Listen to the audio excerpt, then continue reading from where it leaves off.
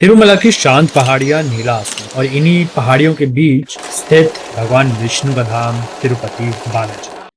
कहा जाता है कि भगवान विष्णु आज भी यहाँ अपनी भक्तों की परेशानियां, उनका दुख सुनने के लिए विराजमान। हर साल यहाँ पे लाखों श्रद्धालु आते हैं अपनी दिक्कतें लेकर और खुशी खुशी उन प्रॉब्लम्स को सॉल्व करा कर वापस जाते। कहा जाता है कि ये है धरती पर वैकुंठ का धाम, ये है भगवान विष्णु का धाम, ये है तिरुपति।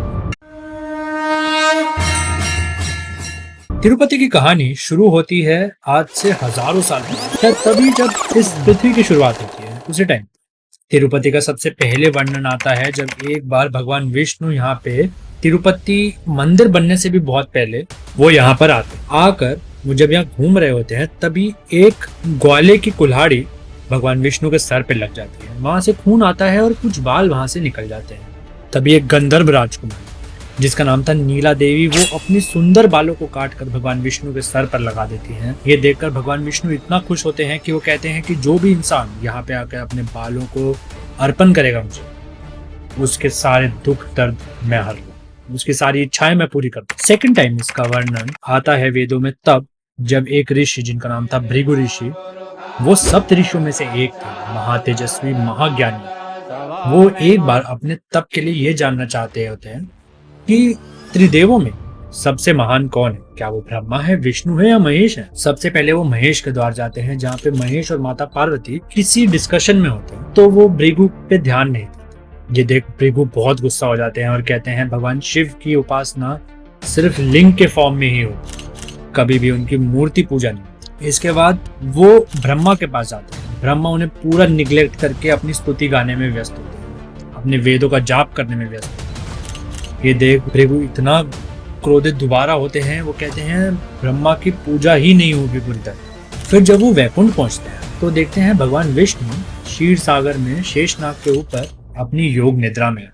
ये देख भृगु इतने गुस्सा हो जाते हैं कि वो भगवान विष्णु की छाती पर लात दे।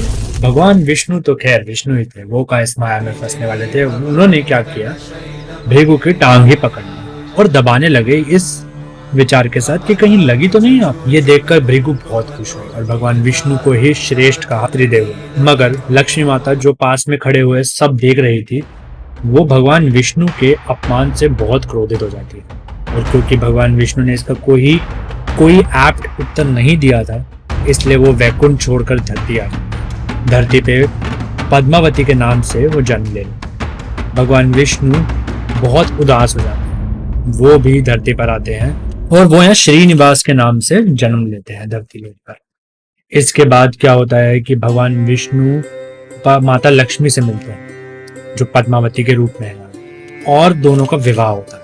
लेकिन इस विवाह के लिए भगवान विष्णु एक लोन लेते हैं। लोन किससे लेते हैं? कुबेर से, क्योंकि सारे देवी देवता आने होते हैं। इतना ग्रैंड फंक्शन होता है, मतलब समझ लो मुकेश अंबानी की शादी का भी 10x वैसा फंक्शन। तो इसके लिए वो भगवान विष्णु कुबेर जी से लोन लेते हैं। बट वो लोन इतना बड़ा होता है कि भगवान विष्णु उसे चुका ही नहीं पाते और चुकाने के लिए वो धरती लोक पर रुक जाते हैं। कहते हैं आज तक उस लोन का सिर्फ इंटरेस्ट जा रहा है, प्रिंसिपल तक तो पहुंचे ही नहीं है, इतना बड़ा अमाउंट है।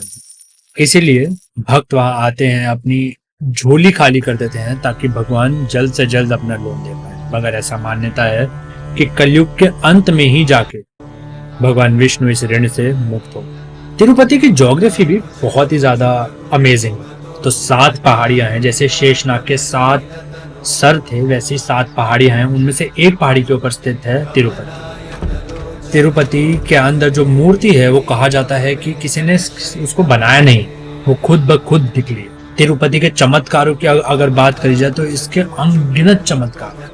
हर इंसान जो तिरुपति जाता है वो तुम्हें चमत्कार की एक कहानी सुना देगा, जहाँ कैसे वो तकलीफ में था और भगवान बालाजी ने उसको उस तकलीफ से बाहर निकाला। ऐसी ही एक कहानी है तिरुपति के चेयरमैन PVR के प्रसाद की। एक बार तिरुपति में बहुत बड़ा ड्रॉट, इतना बड़ा ड्रॉट कि नदी नाले सब सूख गए तिरुपति में और तिरुपति के मंदिर को बंद करने की नौबत आ गई। ये था सन 1989। तब के चेयरमैन पीवीआर के प्रसाद ने भगवान तिरुपति की तरफ मुड़े और उनसे प्रे किया कि कोई रास्ता दिखाए। तब उनके दिमाग में एक आइडिया आया कि क्यों ना वरुण देव का हवन किया जाए। उन्होंने भगवान विष्णु से, भगवान तिरुपति से, भगवान बालाजी से इसकी परमिशन मांगी और मांगते ही सारे मंदिर के घंटे बज पड़े। जिस दिन पंडितों को आना था तिरुपति पे पूजन के लिए, वो कभी मंदिर पहुंचे ही नहीं। पीवीआर के प्रसाद ने खुद ही इस हवन को शुरू किया और यह हवन कुल 5 दिन तक चला, जिसका कोई परिणाम नहीं निकला जब तक हवन चल रहा था। तो लोगों ने कहा इस हवन को बंद कर देना चाहिए, बट पीवीआर के प्रसाद इस जिद पर अड़े थे कि इस हवन को पूरा किया ही जाएगा। 5 दिन बाद जब वो हवन पूरा हुआ, पूरा होते ही आकाश में काले बादल घिर गए और इतनी घनघोर वर्षा हुई कि तिरुपति के नदी नाले सब भर गए और तिरुपति टेम्पल को दोबारा नॉर्मल पब्लिक के लिए खोल दिया, जो पहले बंद होने के कगार। तो दोस्तों, ये थी कहानी इस बार के कहानीकार की। आप अगर तिरुपति नहीं गए हैं तो जरूर जाके देखिए एक बार, वहां की हवा में ही कुछ जादू है। तो दोस्तों, मिलते हैं अगली बार एक नई कहानी के साथ। तब तक के लिए लाइक, सब्सक्राइब एंड शेयर कहानी का।